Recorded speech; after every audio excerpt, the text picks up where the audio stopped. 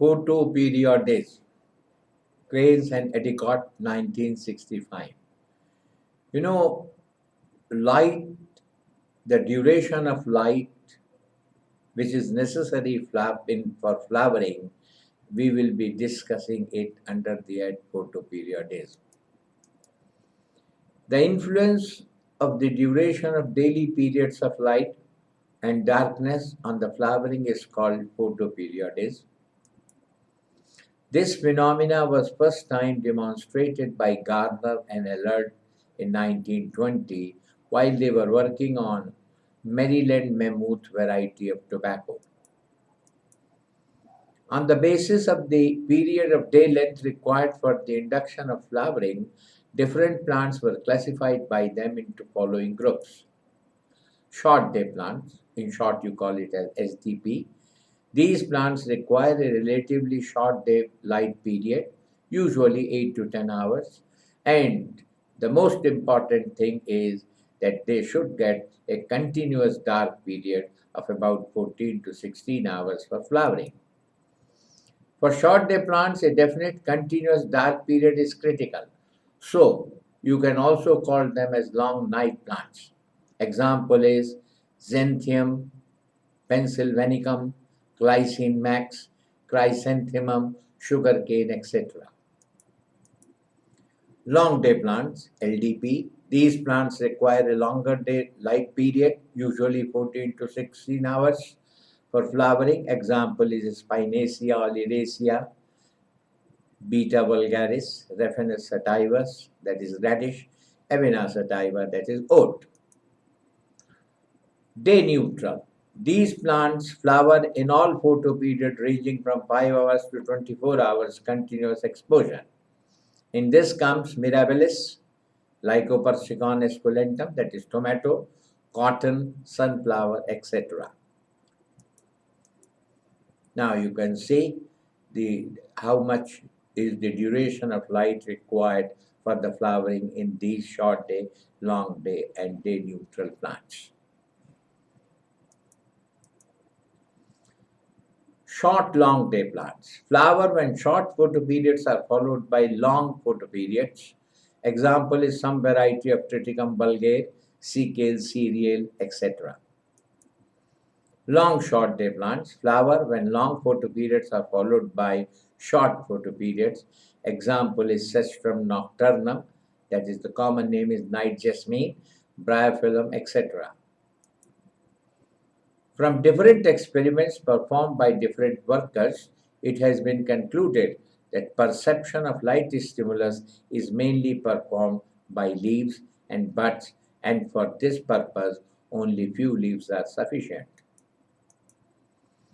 Perception of light stimulus can be translocated from one branch to another and from one type of plant to another type of plant, that is, if they are grafted together.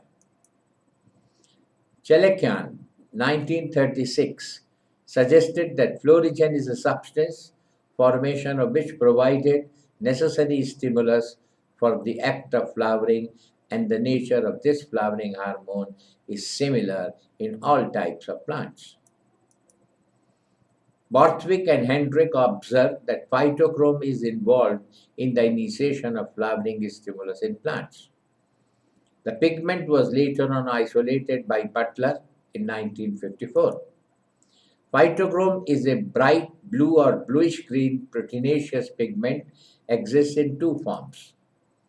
Red light absorbing form designated as PR, which stimulates flowering.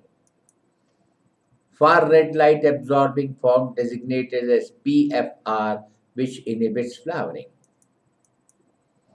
In a short day plant, the phytochrome is in PFR state during the day, and as night approaches, it gradually changes to PR. If a flash of red light is given in the night, PR readily changes to PFR, and if it is followed by infrared, the PFR will change to PR.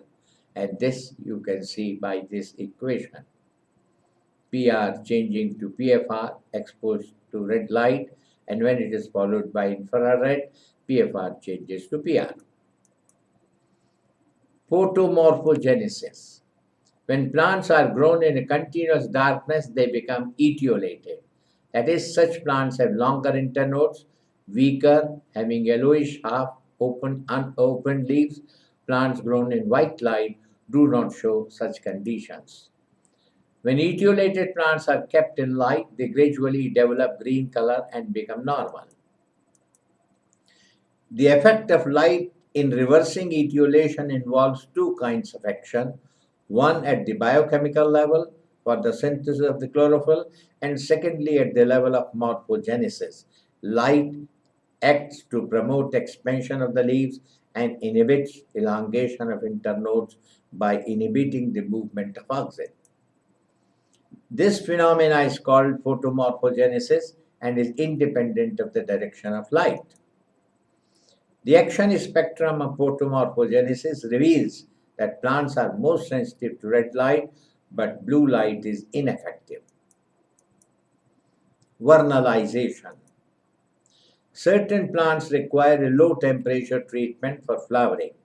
Low temperature treatment is required by a number of temperate plants like winter wheat, winter rye, cabbage, henbane, chrysanthemum, etc. The conversion of winter variety into spring variety by low temperature or chilling treatment was referred as vernalization by Lysenko in 1928. In vernalization, we provide low temperature, that is between 0 to 5 degrees centigrade, to cut short the vegetative phase and induction of reproductive phase in germinating seeds. Choret 1960 defined vernalization as acquisition or acceleration of the ability to flower by a chilling treatment. The stimulus for low temperature is perceived by shoot tip and other meristematic tissue. Welensek, 1964,